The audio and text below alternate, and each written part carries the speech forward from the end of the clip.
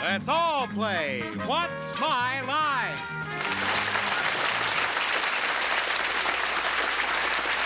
And now let's meet this week's What's My Line panel. First, our favorite nut, Soupy Sales.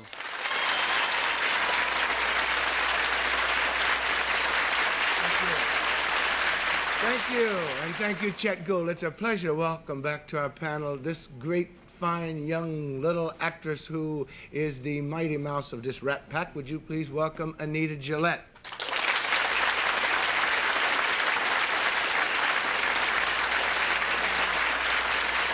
Thank you. I missed him. She tried to hit me with a car yesterday. Well, no, Soupy. Anyway, I'd like to introduce a fella who I just love also, in addition to you. But because he was my first leading man on Broadway. In what show was that? When I did Carnival. Oh. And he was my first leading man, and I just think he's terrific. His name is Jerry Orbach. He certainly does.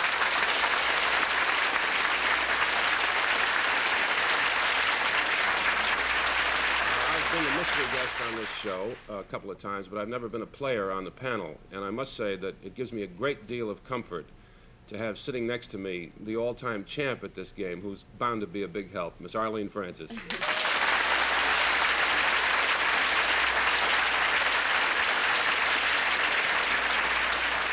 Thank you very much. And now, they say a picture is worth 1,000 words. I don't quite have time, but I sure have a picture. Here's Larry Blyden.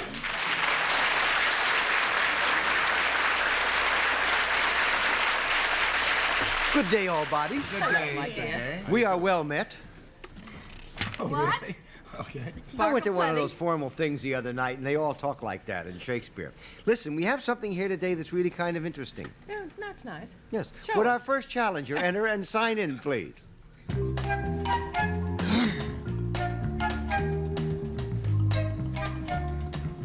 X. How do you do, Mr. X? Panel, Mr. X has recently won a distinction which might result in your knowing his line if we gave you his name. So we'll show our audience just who our guest is.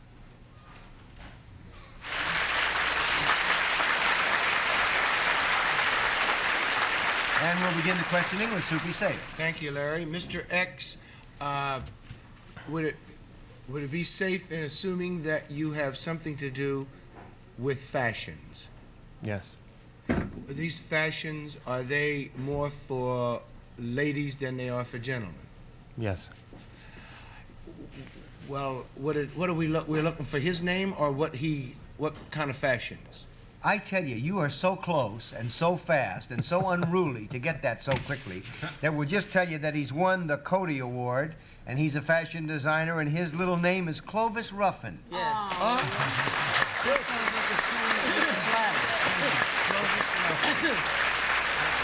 That didn't take too long, and I must say that's highly unruly of you, Soupy, to do that. Now, you have invented, or at least introduced into the fashion world, the slip dress, which, to my knowledge, nobody ever did before. Why did you do that? I don't know, I suppose all the Hollywood glamour, all the best scenes in movies were always in a slip. We mean in the 30s? Yeah. There's many a slip. But what is the difference between a slip dress and a slip? I think the dresses I make they're really meant to be worn in the evening. It's made as a dress is made. Are they made out of the same fabrics or are they made out of different fabrics? No, they're made of better fabric. Better fabric. Yeah. Now, what do they cost, like a slip dress? It seems to me it shouldn't cost any more than a slip. No, my wife just bought one. Yeah? They cost more.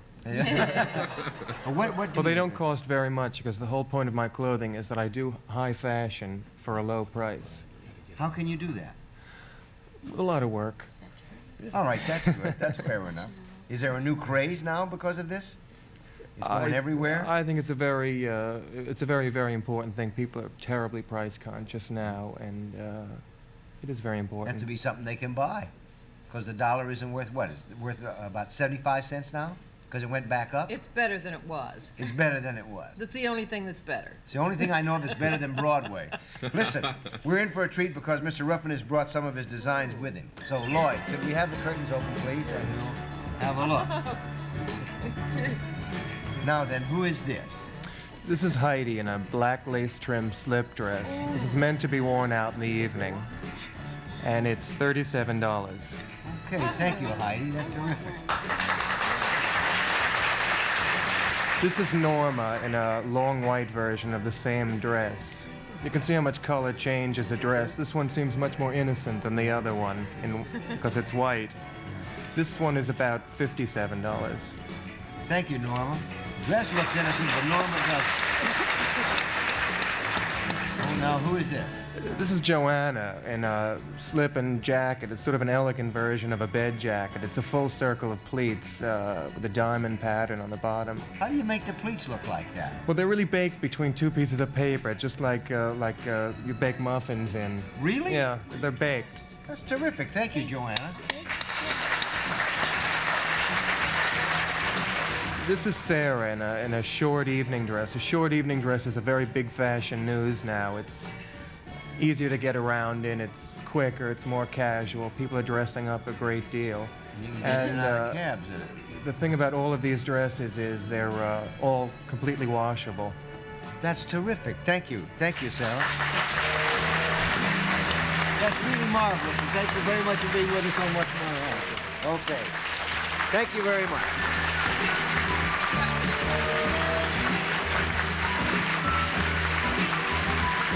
We'll be back with more of What's My Line right after this message.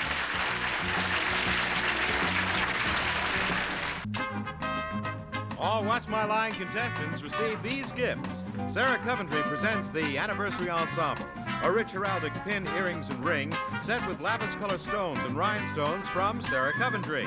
And a Texas Instruments electronic calculator. It adds, subtracts, multiplies, divides in the palm of your hand from the world leader in solid-state electronic components, Texas Instruments. And a deluxe kit of Artex roll-on decorator paints. The complete home and fashion decorator paint in a tube, Artex Hobby Products of Lima, Ohio. Now back to you, Larry. Okay, thank you, Chet. We're back, and it's time for our next challenger to enter and sign in, please.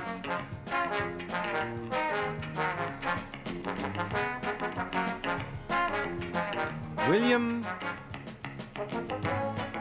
Theobald.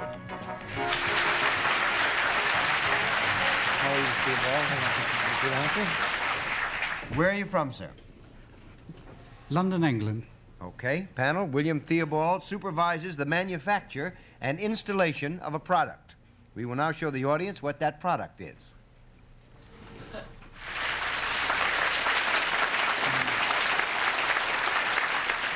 And let's begin the questioning with Nita. All right. Mr. Theobald, this product that has to be installed, is it installed in one's home? No. Oh. 1 down, 9 to go, Jerry. Oh, that's good. Is it installed in some kind of industry? No. 2 down and 8 to go, Arlene. Is it, does it have anything whatsoever to do with the preparation of food? No. 3 down and 7 to go, Soupy. Does it have anything to do, Mr. Theobald, with transportation of any kind? No. 4 down and 6 to go, Anita. Is this something that both men and women could use? Yes. Is it something that is quite large? Can be. Can be large. Does it have anything to do with something? Is it beneficial to us as far as comfort? I think I should safely say no. So I think you can safely say that. 5 down and 5 to go, Jerry.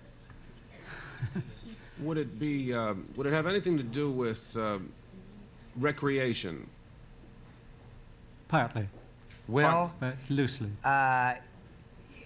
sometimes it might have something to do with it, but generally speaking, I don't think you would consider the general field for which it's used as recreational, Jerry. 6 down, 4 to go, Arlene. then we can rule out that it has anything to do with putting in computers at horse races and that sort of thing, because that would be entertainment. Yes. In a way. We certainly rule that out. We certainly rule that out. Does it have anything to do with putting in... Is this something that is used in England, in London? Yes. Is it also used over here? Yes. Does it... Oh, no, it has nothing to do with transportation, you said, so Right. it couldn't be anything to do with tolls. Is it something that is constructed out of doors?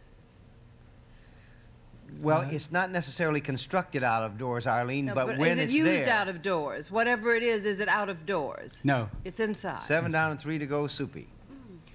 When you say indoors or outdoors, it's used out of doors, though, right? No. No. So indoors. No. Oh, it is used indoors. Does it have anything to do with animals of any kind? No. 8 down and 2 to go, Anita. Aha. Has nothing to do with recreation. Has nothing.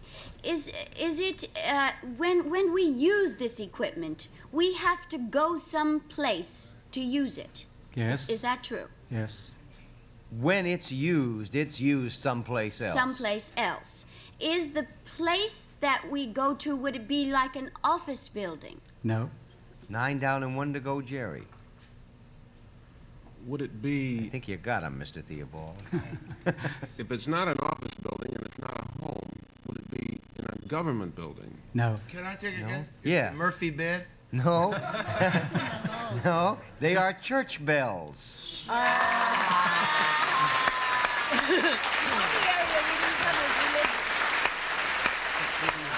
And he worked for the Whitechapel Bell Foundry in London. How old is your foundry? 403 years exactly. Oh my. Then that would be, now wait a minute, 1570. 1570, yes. That's incredible to find anything that's been around that long except my Aunt Sophie. How many of the world's famous bells have come out of Whitechapel? Oh, quite a few. In England, we have Big Ben, Westminster Abbey, Bow Bells, and various other cathedrals. Do we have any of them over here? Yes, your original Liberty Bell was cast by us. Was it really? Yes.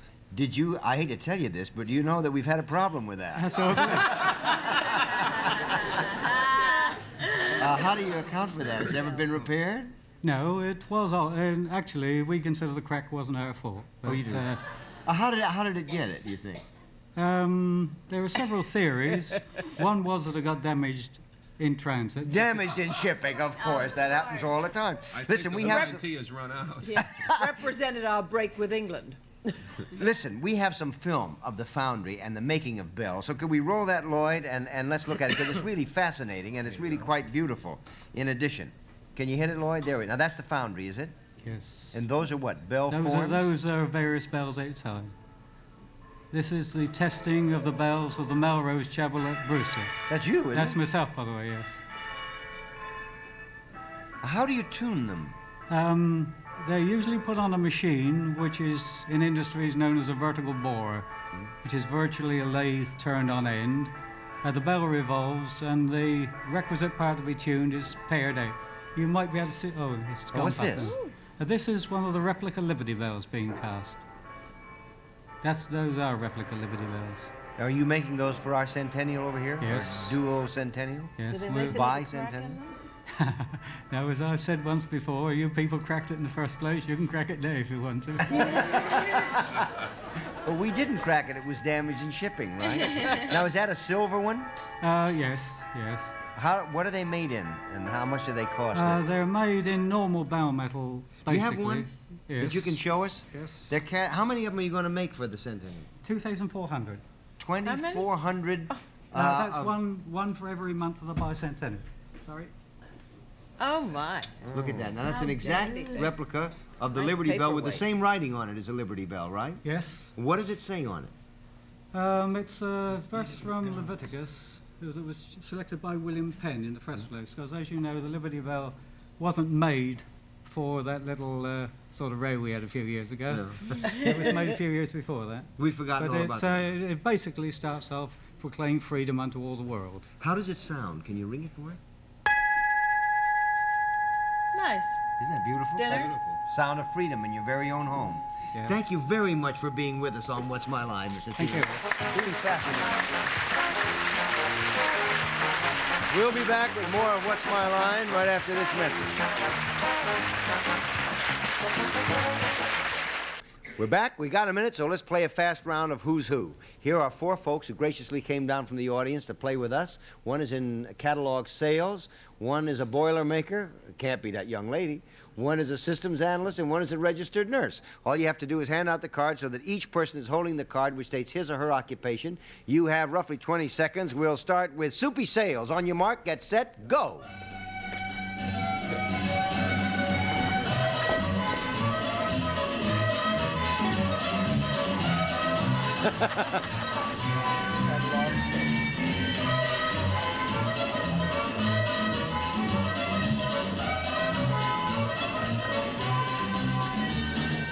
And that is not correct. And here comes Anita Gillette.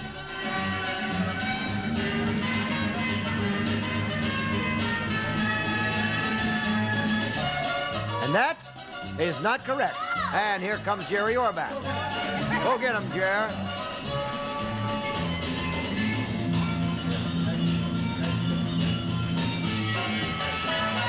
And that is correct. Hubba, hubba, hubba,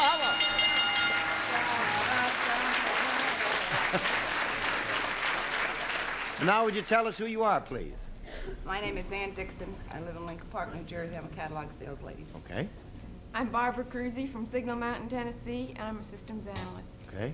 Lou Boback, Cliffside Park, New Jersey, boilermaker. Yeah, you were kind of a giveaway. I'm Joan Thomas from Lee, Massachusetts, and I'm a registered nurse. Okay. You won $50, and we have a special gift for each of you, and thank you for playing Who's Who on What's My Line. Thank you very much. Yes, each member of the Who's Who team will receive an assortment of Turtle Wax car care products, including the world's first self-polishing car wax. You just wipe it on. No rubbing, no buffing from Turtle Wax. Back to you, Larry. Okay, we're back, and now it's time for the special feature of What's My Line, the appearance of our mystery guest. Are your blindfolds all in place, panel? They certainly are. Then would our mystery guest enter and sign in, please?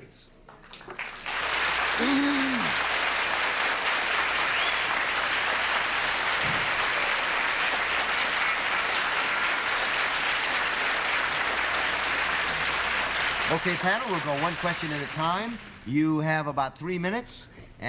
Fate's law prevails, and we'll start with Anita Gillette. Oh, thank you. Sir or madam, would we know you best from your work in television? Maybe. Jerry? Maybe. Do you work mainly in television? No. Arlene? In the theater? Sometimes. Soupy?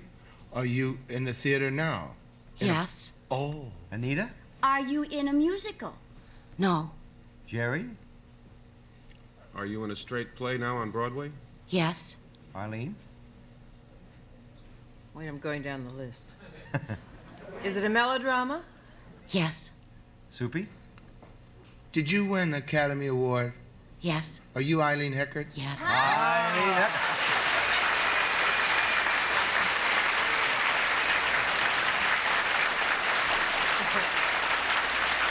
That was, yes, Soupy. Well, I don't think Eileen I wasn't disguised gonna her last voice long. too much. She didn't disguise her voice. What are you very gonna much. do, honey?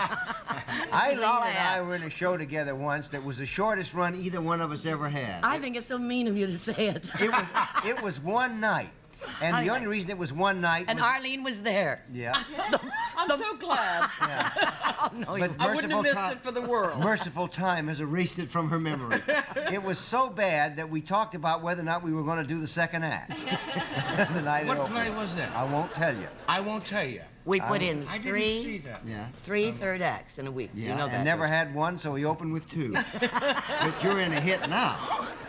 What is the name of the hit you're in? you? Veronica's Room. You're in that with Arthur Well, we Kennedy. call it a nervous hit. That's what our producer says, because we got all television, UP, AP, but boy, it's hard when you lose Clive Barnes. you It's know? unbelievable that one newspaper can have that much. Well, he knows it, and he doesn't want to have that much influence, but Yeah. it's just there, and if you don't get him, it's tough. Well, you're terrific in it. Oh, thank you. That's for Are you sure. having fun? What do you play? Oh, I can't tell you that. Well, huh? It's a mystery. I know, but I mean, there's a person that you play, not. I don't Well, know what not you one. do. Not one. I would say, I well, see. literally 5. Really? Yes. Oh, well, now I got to go see that because I didn't know that. See? That's Okay. terrific. That's sort of Are fun. you having fun doing it? Yeah. Now, listen, tell us about the Academy Award that you won. Was that exciting? Well, of course. Did you expect to win it? No, I didn't think so until the very last minute. And Shelley was sitting right in front of me, and I really thought, you know, look what Shelley did in that picture. I mean, she does a 20-minute underwater ballet, and then she surfaces, she saves Gene Hackman's life, and then she grabs her left and dies. I mean, that's pretty hard to top any place. But I was sitting there, and I looked, someone was singing, and I looked at the back of Shelley's head, and I don't know what it was, but suddenly I said, it's mine. And I took off my glasses, and Jack knows I'm blind as a bat, and he said, what are you doing? I said, I'll tell you later. And I was so calm. You and just then I knew. fell apart after that, Did you? a lot. Yeah. It's very rare that anybody wins a prize for playing comedy. Very rare. I'm not sure that I won it for Butterflies Are Free. I think I won it for years of being around, longevity. For endurance? Yeah. Well, Bert Lahr said that once when he won the Tony. He said, I don't know, it's very strange. The show didn't run, and here I am after 73 years. Yeah. But you, what? Are we going to end the show in a minute? What a shame. I'm having good... Listen, come back and play with us. Okay, good luck with the play. We'll be back with more of What's My Line right after this message. You know, I tell you, to succeed in the theater is just about the hardest thing there. Did you ever have a flop, Soupy? Oh, are you kidding? You want to stand in line? I certainly. Did it have a message? Yes, the message was know your nearest exit. You know, I But don't it know. had a happy ending because everybody was glad when it was over. Yeah. You know, I mean no disrespect, but this was a strange show today in a funny way. We had, you didn't know this, but we had the Russian ambassador to the United Nations here today in the audience watching most of the show. And I just thought it was so bizarre that we had slip dresses and church bells for the Russian ambassador. Goodbye, everybody. We'll see you.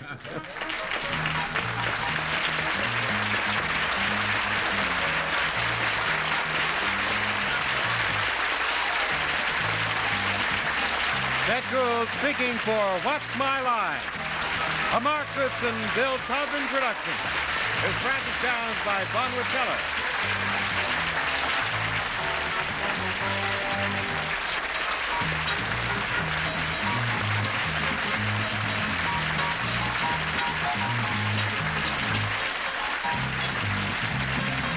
This program was recorded.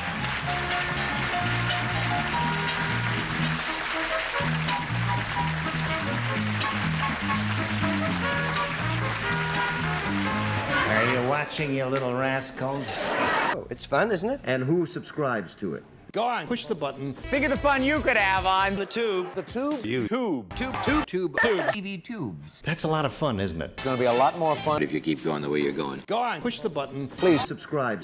I hope they're watching.